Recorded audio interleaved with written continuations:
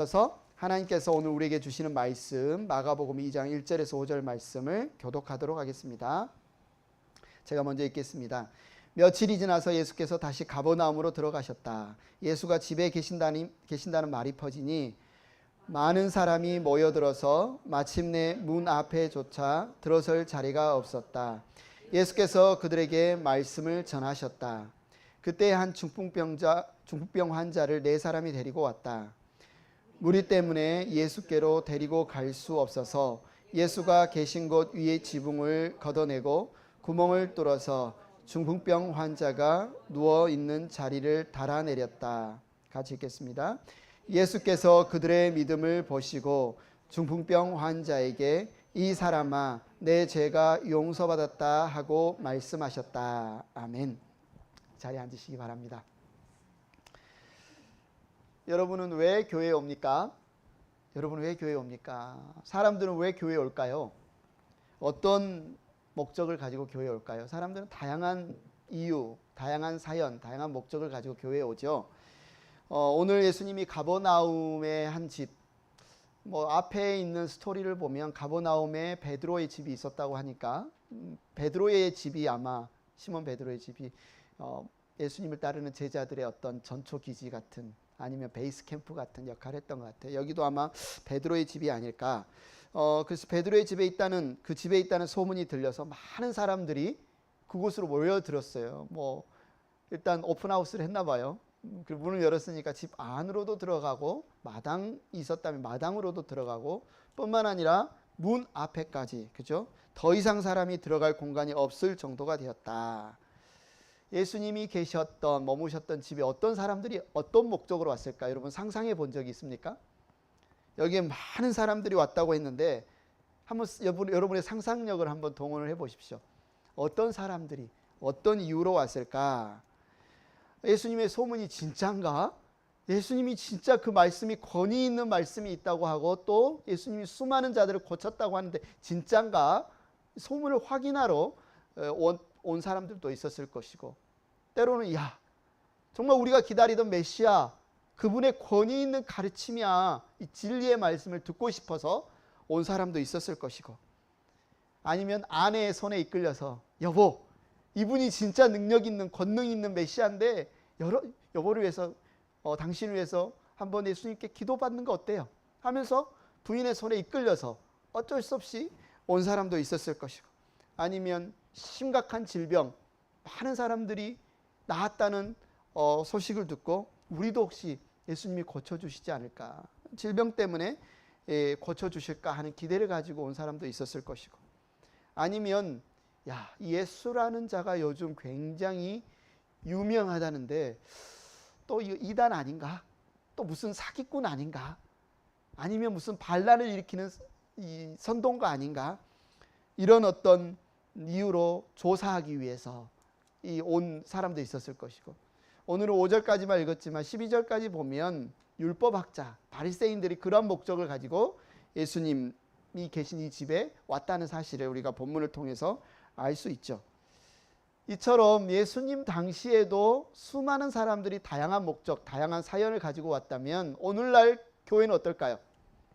오늘날 교회는 정말 크리스찬다운 정말 교회 다닐 만한 그런 사람만 딱 교회에 와서 예배를 드리는 걸까요? 아마 오늘날 교회도 마찬가지지 않을까 생각합니다. 다양한 사람들이 다양한 목적, 다양한 상황 순간에 모여드는 곳이 교회가 아닌가. 오늘 본문에 나온 중풍병자 이야기는 2가지 이야기를 담고 있습니다. 1절부터 5절까지 이야기는 4명의 친구가 중풍병 걸린 환자를 데리고 예수님께 와서 예수님이 그 친구의 죄를 사해주고 병까지 고쳐주셨다라는 이야기가 오늘 본문 우리가 나눌 1절부터 5절까지 이야기고요. 그 다음에 예수님이 이 환자를 고쳐주시는 상황에서 바리새인과 율법학자들이 예수님께 걸고 넘어지는 컴플레인하는 그런 상황이 6절부터 12절. 오늘은 그 첫 번째 이야기를 통해서 예수님께 맡기는 것이 복음이다 라는 주제로 첫 번째 파트를 나누고 싶습니다. 오늘 등장하는 인물 중에 스스로의 힘으로는 도저히 움직일 수 없는 무기력한 한 중풍병자를 그 친구들이 친구들인지 동료들인지 가족들인지 모르겠지만 4명이 데리고 예수님께 왔습니다. 이 사람이 중풍병 환자, 중풍병자라고 오늘 성경은 기록하고 있는데 오늘날 우리가 알고 있는 중풍병, 뇌졸중, 뇌출혈, 전신마비 뭐 똑같은 어떤 병명인지는 모르겠지만 우리가 이 중풍병 환자라는 그리고 친구들이 침대채 들고 예수님께 왔다는 이 이야기를 통해서 우리가 알 수 있는 한 가지 분명한 사실은 이 사람이 뭐예요? 마비 상태라는 거죠. 마비 상태. 스스로 힘으로 아무것도 할 수 없는 굉장히 이 사람은 무기력한 상태에 있는 사람이었다. 야, 내 병을 고칠 수 있는 정말 유능한 의사가 있어.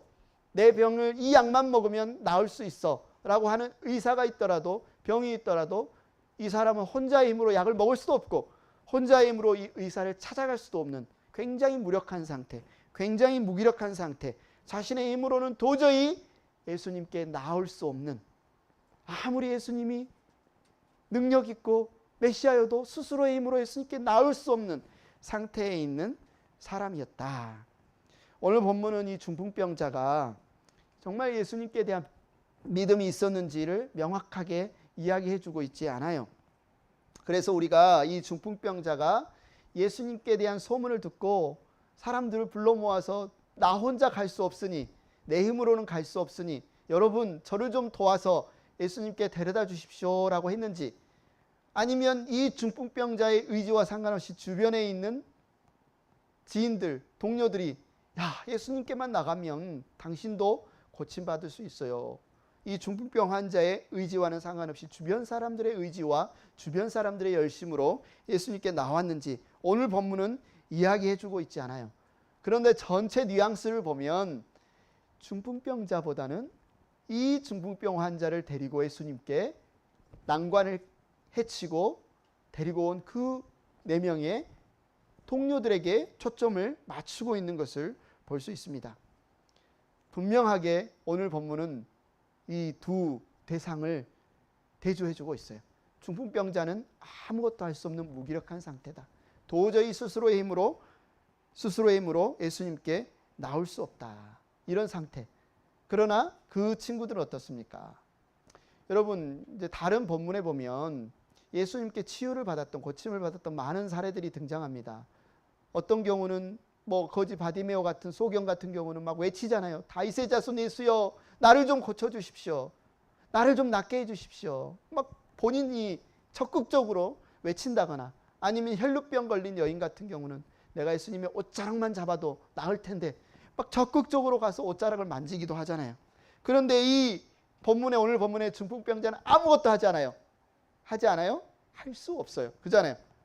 하지 않는다는 것은 할 수 없어요. 대신에 주위의 동료들은 어떻습니까? 동료들을 보십시오. 그냥 업고 오는 것도 아니라 4명이 침대채 들고 예수님께 나옵니다. 예수님이 이 상황을 보시고 오늘 본문 5절에 보니까 예수께서 그들의 믿음을 보시고 그랬어요. 그들의 믿음을 보시고 중풍병 환자에게 이 사람아 내 죄가 용서받았다 하고 말씀하셨다.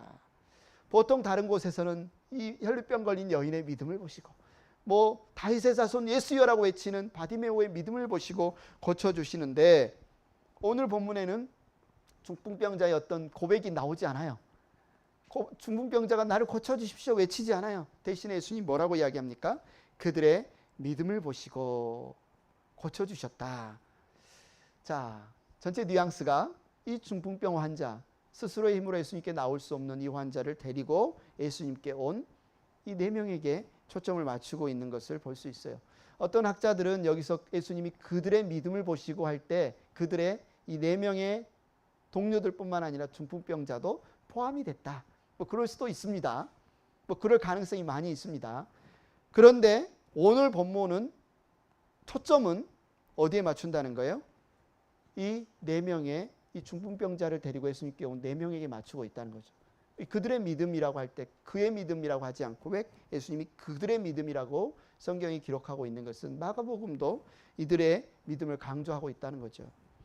정말 이 중풍병자는 지금 아무런 힘도 못 써요. 스스로 할 수 있는 게 아무것도 없습니다. 이웃의 도움이 없이는 밥도 못 먹습니다. 화장실도 못 가요. 씻지도 못합니다. 혼자서는 전혀 살 수 없는 중풍병자는 지금 자신이 직면한 이 심각한 상태를 스스로의 힘으로는 도저히 극복할 수 없는 가장 연약하고 힘이 없는 상태에 있습니다. 그러나 중풍병자를 예수님께 데리고 온 네 사람은 이 중풍병자처럼 무력하지 않아요. 중풍병자를 들을 수도 있어요. 어디로 가야 되는지도 압니다. 이들은 정말 이 중풍병자에게 필요한 것이 무엇인지를 알아요. 뭡니까? 소문을 들었어요. 예수님께만 가면 뭔가 일이 일어날 것이다. 이들은 그래서 이 중풍병자를 예수님께 데리고 갑니다. 생각해 보십시오. 무겁잖아요. 그냥 사람을 업어도 무거운데 그 사람을 침대째 들고 가려면 얼마나 무겁겠습니까?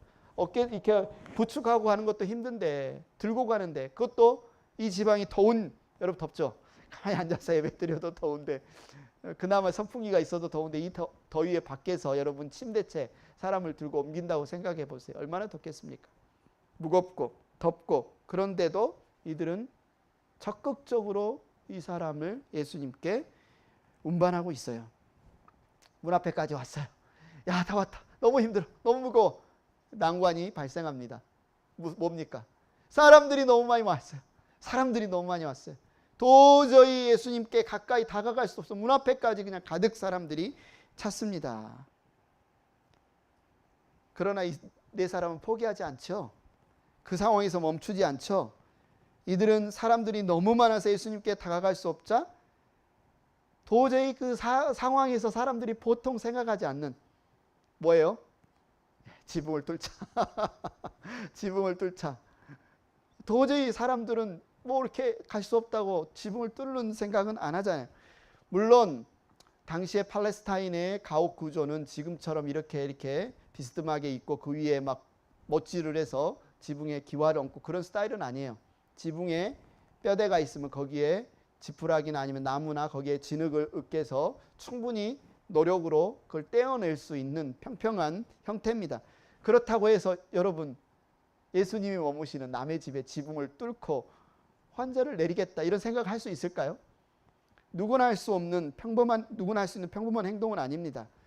한마디로 이들은 이 중풍병 환자를 위해서 자신들이 할 수 있는 뭘 한 거예요? 최선을 다한 거예요. 그것으로 발생할 모든 비난과 어쩌면 책임까지도 감수하면서, 그러나 예수님께 가는 것, 자기의 이 지인을, 동료를 예수님께 데리고 갈 수 있도록 하는 모든 열정, 모든 적극적인 노력, 힘을 기울인 겁니다. 여러분, 예를 한번 들어보십시오. 누가 이런 일을 할 수 있을까? 가장 근사한 인물이 부모가 아닐까요? 여러분의 자녀가 아플 때, 여러분의 자녀가 너무너무 아파서 지금 예수님이 도와주시지 않으면 정말 도저히 이 비참한 상황에서, 위기에서, 이 시급한 상태에서 나올 수 없다는 생각이 들 때 부모가 못할 일이 뭐가 있겠습니까? 내 생명이라도 대신 바치고 싶지 않을까요? 아마 지금 이 중풍병자를 데리고 예수님께 데리고 간 이 지인들의 마음, 이 동료들의 마음, 이 상태가 아마 그런 부모의 상태와 비슷하지 않을까. 근데 예수님이 뭐라고 하시는 거예요? 야, 왜 이 먼지 떨어지게, 왜 지금 이 상황을 방해하니라고 나무라지 않으시고, 오히려 그들의 믿음을 보시고 중풍병 환자의 죄를 용서해 주시고 낫게 해주셨다. 이 부분에 대해서는 다음 주에 좀 더 자세히 살펴보겠지만, 그래서 오늘 본문을 통해서 우리가 여러분 한번 우리의 신앙, 그리고 우리 주변에 있는 형제자매들의 신앙에 대해서 한번 우리가 살펴보기로 원해요. 한 사람이 예수님을 만나기 위해서, 한 사람이 예수님을 믿고 예수님의 제자로 헌신하기 위해서 얼마나 많은 사람의 수고와 관심과 기도와 애정과 돌봄과 가르침이 필요한지 우리 말할 수 없습니다. 그냥 뚝딱 하고 떨어진 게 아니에요, 하늘에서. 그래요, 예수님 믿을게 하고 그냥 쉽게 이 자리에 나와서 신앙생활하는 것이 아닙니다. 여러분의 삶을 봐도 그렇고, 오늘 중풍병자를 봐도 그렇고, 한 사람이 예수님 앞에 나오는 것, 예수님의 제자로 살아가는 것, 이렇게 함께 모여서 예배 드리는 것, 그 뒤에는 말로 다 할 수 없는, 보이지 않는 수많은 사람들의 수고와 열심과 노력이 있었음을 알아야 돼요. 저절로 스스로의 힘으로 알아서 하겠지. 저절로 되겠지. 아니요. 절대로 한 사람이 예수님을 믿고 자라가는 것은 저절로 되지 않습니다. 그 사람이 알아서 하지 않습니다. 정말 하나님이 허락한 하나님의 백성 수많은 사람들의 관심과 열심과 수고와 따뜻한 돌봄과 세밀한 가르침이 절대적으로 필요합니다. 한 사람이 예수님을 만나기 위해서 아무렇게나 그냥 자기 스스로의 힘으로 알아서 자라라라고 하나님은 절대로 방치하지 않습니다. 수많은 사람들을 동원합니다. 주변 지인들을 동원합니다. 온 교회 공동체를 동원합니다. 예수님의 비유에 나오잖아요. 한 마리 잃어버린 양을 예수님이 어떻게 찾으시는지 오늘 본문을 통해서도 예수님은 그 이야기를 우리에게 해주시는 거예요.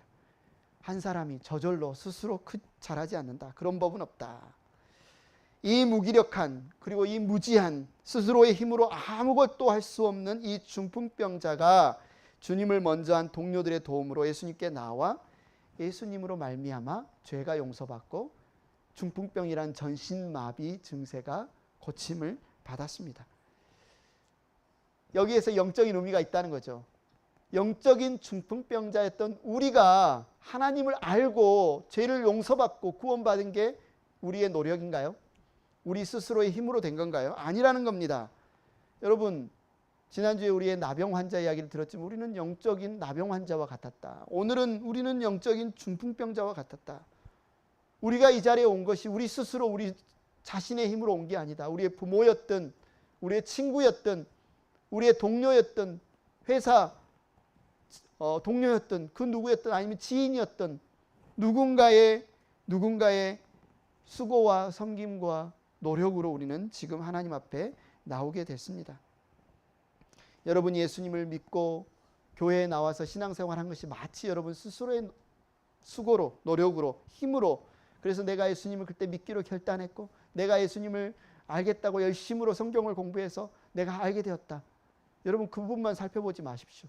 그 배경에 여러분을 위해 기도했던 사람들, 여러분을 예수님께 인도했던 사람들, 얼마나 많은 사람이 여러분이 이 자리에 있도록 도왔겠습니까? 제 이야기를 잠깐 할까요? 제가 지금 이 자리에 여러분 앞에 서서 성경을 읽고 하나님의 말씀을 전하기까지 어떤 일이 있었을까요? 제가 처음으로 교회에 나간 게 초등학교 4학년 때인데요. 저희 아랫집에 동네 아랫집에 교회 다니는 할머니가 있었어요. 여름이었는데 이렇게 더운 여름이었는데 여름 성경학교, 여름 VBS가 열릴 아마 이때쯤이었겠네요. 그 할머니가 나한테 오라고 하더니 야 교회 가자. 지금 교회에서 여름 VBS가 열리는데 거기 가면 맛있는 과자도 주고 정말 재미있다. 와라. 그냥 할머니, 그분이 공부 많이 한 것도 아니에요. 그냥 늘 알던 할머니가 그렇게 초청을 해준 거예요. 근데 그날따라 정말 가고 싶은 거예요. 과자도 먹고 싶고 재미있게 놀고 싶고 갔어요. 갔는데 어떻게 했습니까? 교회 선생님들, 그 친구들이 너무너무 친절하게 잘해주는 거예요. 제가 믿음이 있어서 갔더니 하나님의 말씀이 막 깨달아져서 신앙이 생겨서 교회에 나간 게 아니에요. 정말 갔더니 교회 선생님이 친구들이 너무너무 친절하게 잘 대해줘서 그들의 수고와 애씀 때문에 내가 교회를 쭉 다녔습니다. 중학교 때까지. 그런데 고등학교를 이제 나주에서 광주로 가면서 교회에서 멀어졌죠. 그러다가 대학 때 다시 교회에 나가게 됐습니다. 그때도 역시 교회 선배들, 교회 친구들 정말 잘해줬어요. 정말 잘해줬어요. 그중에 교회 형 중에 한 명이 저에게 예수님이 나의 구주와 나의 주님이 되심을 설명해주고 내가 예수님을 마음속에 나의 구주와 주님으로 모실 수 있도록 영접할 수 있도록 도와줬습니다. 대학에 갔습니다. 대학의 선교단체에서 수많은 선배들을 만났는데 마치 성경에서 막 튀어나온 사람들처럼 그렇게 나를 섬겨주는 거예요. 왜 나를 이렇게 나에게 잘 대해주지? 왜 나를 이렇게 사랑해주지? 알지 못했지만 그들이 나를 사랑하고 섬겨주는 것은 알았어요. 내 믿음이 있어서 나간 게 아니에요. 그들이 나를 사랑해주는 그 사랑과 섬김, 그리고 그들과 함께 읽었던 책들, 같이 공부했던 성경 공부들, 그리고 그들이 추천해줬던 수많은 좋은 책들, 미리 하나님을 알고 신앙생활했던 많은 이들이 적은 기록한 책들, 그리고 교회 목사님들, 전도사님들, 그들의 수고와 그들의 사랑과 그들의 섬김과 그들의 격려와 그들의 기도 때문에 지금 이나마 제가 지금 여러분 앞에 서서 예수님이 누구신지, 예수님이 우리를 어떻게 사랑하시는지 여러분에게 가르치고 증거하고 있습니다. 제가 똑똑해서도 아니고 제가 잘나서도 아니고 저의 힘과 능력으로 이 자리에 온 게 아니라는 거죠. 제가 이 자리에 오기까지 얼마나 많은 사람들이 나를 위해 수고했고 기도했고 섬겼는지, 성령의 인도하심에 하나님의 말씀에 순종했던 수많은 사람들이 있었기 때문에, 보상을 바라지 않고 아낌없이 베풀었던 이들의 섬김이 있었기 때문에 제가 지금 이 자리에 있는 것입니다. 여러분도 마찬가지 아닙니까? 여러분의 한번 신앙을 생각해 보십시오. 여러분 어떻게 이 자리에 앉아서 예배 드리고 있습니까? 정말 그럴싸한 이단들이 얼마나 많습니까? 그런데도 그런 이단에 빠지지 않고 그나마 여러분이 올바른 신앙생활하기 위해서, 올바른 가르침을 위해서 열심히 노력하고 신앙생활하기 위해서 지금 이 자리에 서 있는 것, 이 자리에 앉아있는 그 뒤에 얼마나 많은 사람들이 여러분을 위해 기도했겠습니까? 여러분을 섬겼겠습니까?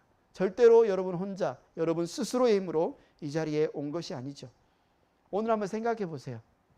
여러분이 처음 교회에 나왔던 때 누구의 도움으로, 누구의 초청으로, 누구의 안내로 여러분이 하나님의 말씀을 배웠던 때, 은혜 받았던 때 누가 여러분에게 그 말씀을 가르쳤습니까? 누가 여러분을 위해 기도를 했습니까? 누가 여러분에게 예수님이 여러분의 구주이고 그리스도라고 증거했습니까? 한번 생각해 보십시오. 여러분에게 예수님이 여러분의 구주이시고 그리스도이심을 가르쳐 주셨던 분, 증거해 주셨던 분, 여러분의 기억에 남아 있을 수도 있고 아니면 여러분의 기억에 전혀 떠오르지 않을 수도 있어요. 누군가가 그러나 여러분이 알게 모르게 눈치채게, 눈에 보이게 눈에 보이지 않게 여러분을 섬겼던 수많은 사람들이 있습니다. 남 모르게 여러분을 위해서 안타까운 마음으로 기도하는 분들이 있어요. 우리도 수요 기도회 때 같이 기도 제목을 나누면서 기도할 때 그 당사자는 모를 수 있어요. 우리가 그들을 위해 기도하고 있다는 것을. 그러나 우리는 안타까운 마음으로 주님의 은혜를 위해서 그를 위해 기도합니다. 누군가가 여러분을 위해서 그렇게 기도했다는 겁니다. 여러분에게 하나님의 말씀을 전해준 사람이 있을 것이고, 야, 나도 저런 사람처럼 신앙생활하고 싶다라고 우리와 같이 신앙생활을 했던, 아니면 TV나 영화나 책을 통해서 보았던 바른 신앙의 본을 보여준 그런 사람들도 있을 것입니다. 여러분에게 말로 다 할 수 없는 따뜻한 애정으로 대해준 사람들, 그들의 수고, 그들의 열정, 그들의 노력으로 저와 여러분이 지금 예수님이 나의 주님이라는 사실을 알고 믿고 이 자리에 나와서 신앙생활을 하고 있는 거 아닙니까? 우리도 처음에는 이 중풍병자와 다름없이 우리 스스로의 힘으로는 도저히 하나님께 나올 수도 없고, 우리 스스로의 노력으로는 도저히 예수님을 깨달을 수도 없고 찾을 수도 없는 그런 영적인 중풍병자였는데, 이제 성령의 이끄심에 따라 우리를 섬겼던 수많은 이들의 수고와 노력으로 이 자리에 있습니다. 그럼 이제 우리가 뭘 해야 될까요? 우리의 책임이 무엇일까요? 마땅히 여러분이 이미 하고 계시겠지만 여러분이 또 다른 이들을 섬겨야 하지 않겠습니까? 우리도 사람들을 예수님께 데리고 와서 맡겨야 합니다. 우리도 사람들을 예수님께 데리고 와서 맡겨야 합니다. 이 중풍병자가 자기의 지인이 중풍병 환자의 친구들이 이 중풍병자를 예수님께 데리고 오기 위해 어떻게 했습니까? 침상채 들었어요. 얼마나 급했으면, 얼마나 이 사람이 정말 가장 힘든 상황이었으면 침상채 들었어요. 더운 날에 무거운 환자를, 그것도 문 앞에 왔는데 사람들이 너무 많으니까 그렇다고 포기하지 않고 지붕으로 또 올라갔습니다. 지붕으로 올라가서 무엇을 했습니까? 지붕을 또 뜯었습니다. 어처구니 없고, 야, 뭐 그렇게까지 하냐? 무슨 그렇게까지 해? 적당히 하면 되지. 이 정도까지 해도 누가 욕 안 하잖아. 야, 너무 미치지 마라. 그러나 이들은 또 미쳤어요.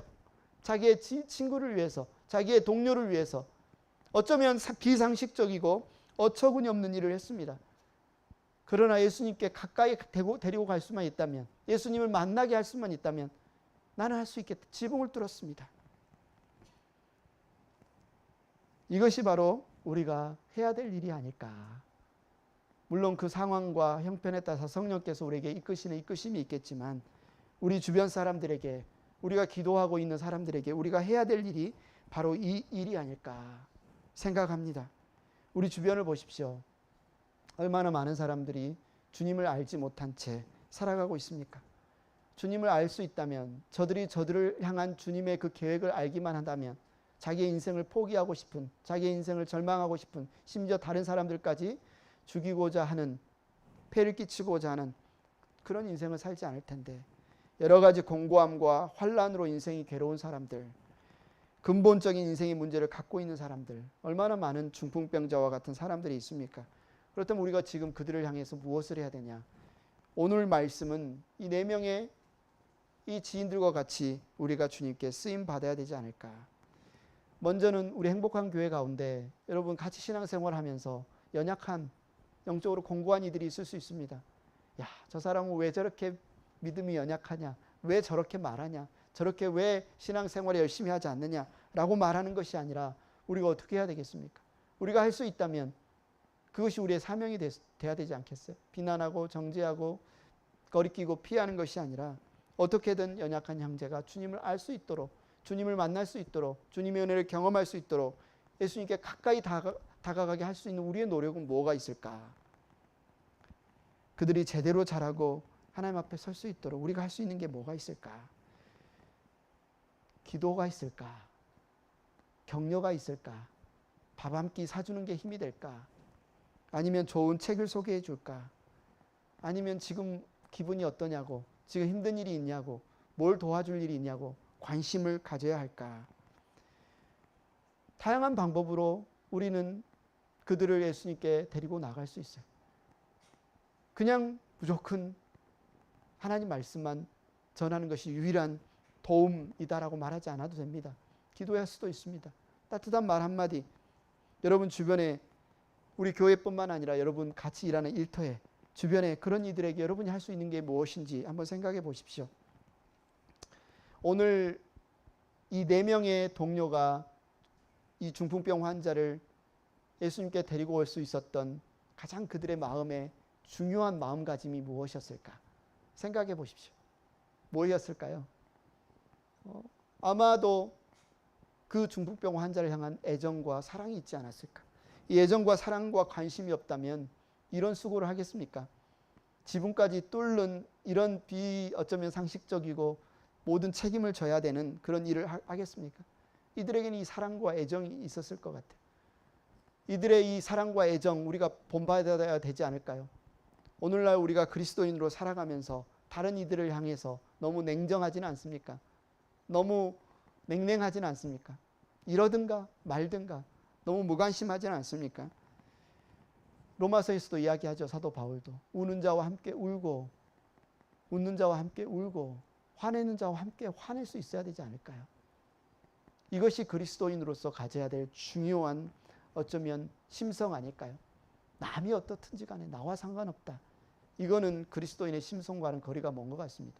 적어도 이 4명의 친구들은 친구와 함께 우는 자였습니다. 그의 고통을 함께 안타까워했어요. 어떻게 할 수만 있다면 이 기회를 잡기 위해서 그들은 더운 여름에 침대째 예수님께 친구를 데리고 오고 지붕까지 뚫어서 데리고 나갔어요. 우리에게 좀 이 애정이 있었으면 좋겠어요. 이 사랑이 있었으면 좋겠습니다. 두 번째 이유는 뭘까요? 이 친구를 예수님께 데리고 갔었던 이 친구들의 두 번째, 가면 된다는 거 아니겠습니까? 어떻게든 예수님께 데리고 가면 뭔가 일어난다. 뭔가 희망이 생긴다. 지금은 절망이지만 지금 이 상태는 그 어떤 의사도 그 어떤 약도 이 친구를 고칠 수 없지만 예수님께 가면 된다. 예수님께 가면 희망이 있다.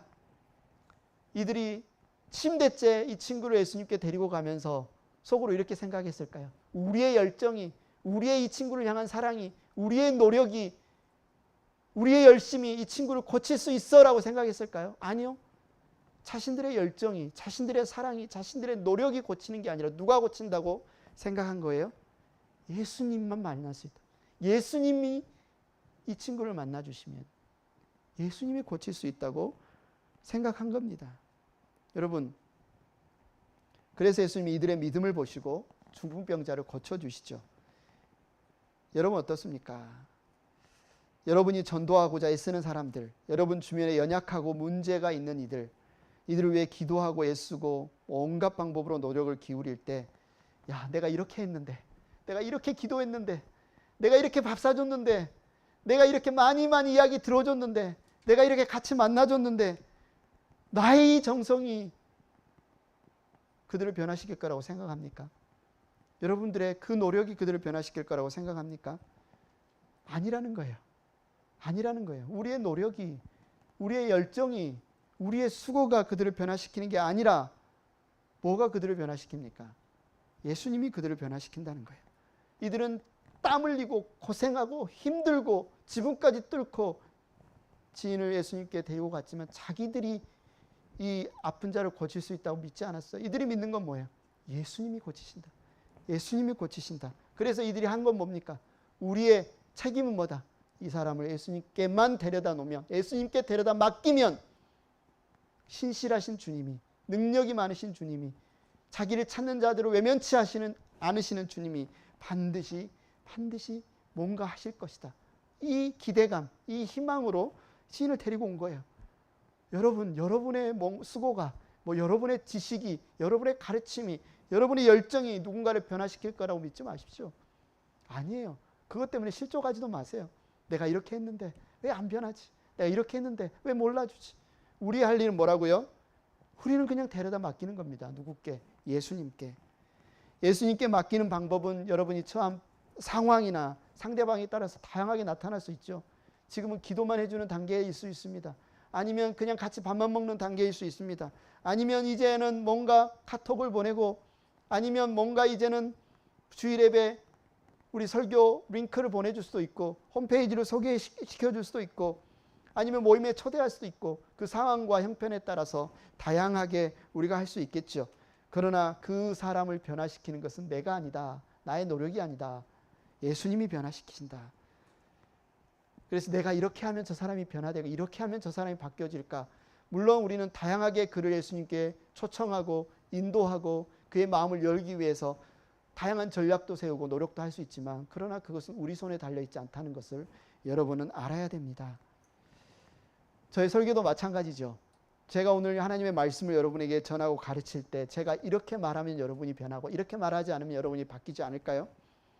내가 어떻게든 여러분을 더 감동적으로 하기 위해서 더 드라마틱하게 예화도 들고 내용도 더 가르친다면 여러분이 바뀔까요? 저는 하나님의 말씀을 최대한 전하겠지만 이 말씀은 신실하신 주님께, 우리에게 이 약속하신 주님께 여러분을 그냥 맡기는 행위일 뿐이라는 거죠. 그 일을 하시는 분은 바로 주님입니다. 최선을 다해서 우리가 설교를 준비하고 열정을 다해서 여러분에게 말씀을 전하고 가르치겠지만, 이것은 단지 우리 사랑하는 행복한 교회 형제자매들의 예수님께 맡기는 행위일 뿐이라는 거예요. 이 말씀을 통해서, 이 시간을 통해서 우리를 바꾸시고 변화시키시고 새롭게 하시는 분은 우리 주님이라는 겁니다. 그래서 설교를 하는 자든 말씀을 가르치는 자든 아니면 지인들을 예수님께 인도하고 전도하는 여러분이든 우리가 하는 것은 무엇이다? 최대한 우리의 대상들을 주님께 데리고 가고 맡겨드리는 게 우리의 범위라는 겁니다. 그리고 그 나머지는 누가 하신다고요? 우리 주님이 하신다. 우리는 모릅니다. 우리의 계산으로 보면 이 정도의 시간이면 이때에 이런 방법으로 이들이 변화되어야 되는데, 예수님을 만나야 되는데, 그렇게 우리는 판단하고 계산할지도 모르지만 아닙니다. 주님은 신비스러운 방법으로, 우리가 예측하지도 못하는 방법으로 그들을 변화시키시고 그들을 새롭게 하실 겁니다. 그때 우리는 뭐 해야 돼요? 봐라, 내가 이렇게 열심히 기도했던 이 사람 변화되었다. 봐라, 내가 이렇게 1년을 이 사람을 위해서 수고했던 이 사람이 예수 믿었다. 봐라, 내가 이렇게 하나님 말씀을 잘 가르쳤더니 이 사람이 하나님을 알게 됐다. 우리를 자랑하는 게 아니라 우리가 할 일은 뭐라고요? 하나님의 역사하심에 대해 놀랍다, 놀라워하면서 찬송하는 것뿐 아닙니까? 다음 주에 나눌 마가복음 2장 12절 같이 한 목소리를 한번 읽어볼까요? 같이 읽겠습니다. 시작. 그러자 중풍병 환자가 일어나 곧바로 모든 사람이 보는 앞에서 자리를 걷어서 나갔다. 사람들은 모두 크게 놀라서 하나님을 찬양하고 우리는 이런 일을 전혀 본 적이 없다 하고 말하였다. 야, 저렇게까지 저 중풍병 환자를 사랑한다고? 저렇게까지 저 중풍병 환자를 위해 헌신한다고? 저 친구들 대단하지 않아? 저 친구들 박수 칠만 하지 않아? 그렇게 하고 있지 않아요. 사람들이 이 중풍병 환자가 죄사함을 받고 고침을 받는 것을 보고 누구에게 찬송하고 있습니까? 하나님께 찬송을 하고 있습니다. 하나님께 영광을 돌리고 있지 않습니까? 이게 정당한 반응이고 정당한 태도라고요. 우리가 그렇게 누군가의 수고와 사랑과 섬김과 우리가 알든 알지 못하든 수많은 이들의 그런 열정으로 예수님을 만났고 이 자리에 와 있다면 이제도 우리 좀 민감해야 되지 않을까요? 성령님께서, 하나님께서 나를 통해서 무슨 말을 하기를 원하실까? 하나님께서 나를 통해서 누구에게 지금 따뜻하게 웃어주기를 원하실까? 지금 누가 지금 어떤 형편에 어떤 어려움이 있는지 내가 정말 물어봐 주기를 원할까? 그와 함께 같이 걷기를 원할까? 좀 민감해야 되지 않을까요? 우리 교회 안에 있는 형제 자매든 여러분과 같은 일터에서 일하는 지인이든 아니면 여러분 가족 중에 친척이든 아니면 여러분의 이웃이든 우리가 할 수 있는 모든 방법을 동원해서 우리가 하는 것은 뭐다? 어떻게든 그들이 예수님께 시선을 돌릴 수 있도록 예수님께 우리가 어떻게든 그들을 맡기는 방법, 예수님께 부탁하는 것, 그것이 복음이에요.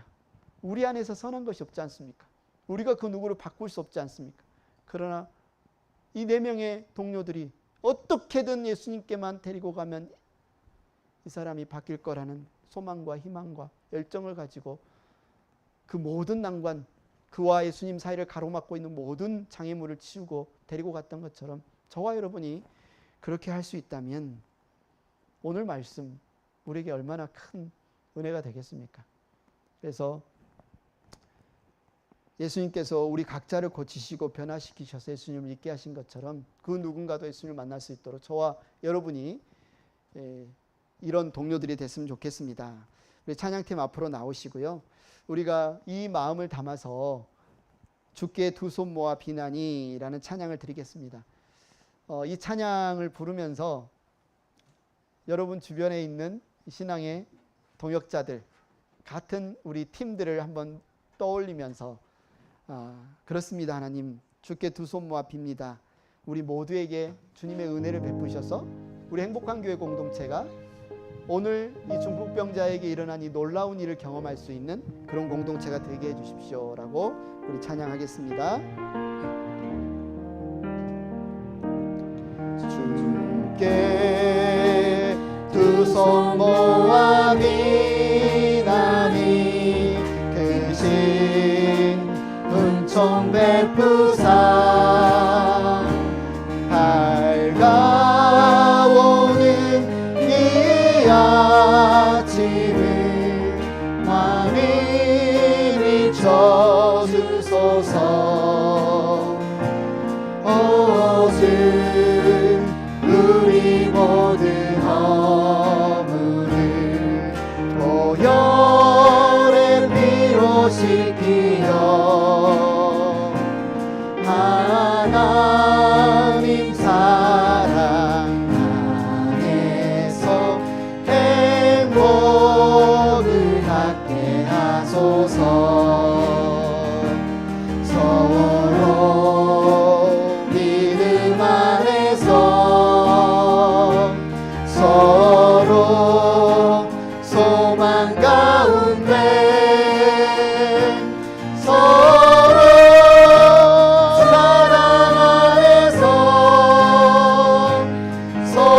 손잡고 가는 길 모든 사랑의 종소리가 사랑의 종소리가 이 시간 우리 모두를 감싸게 하여 주소서. 좀 더 빠르게 하겠습니다. 다 같이 자리에서 일어나십시오. 두 손 모아 비나니 크신 은총 베푸사 주가 예비하신 동산에 항상 있게 하소서. 오직 우리 맘에 새 빛이 모든 밝게 하시어 진리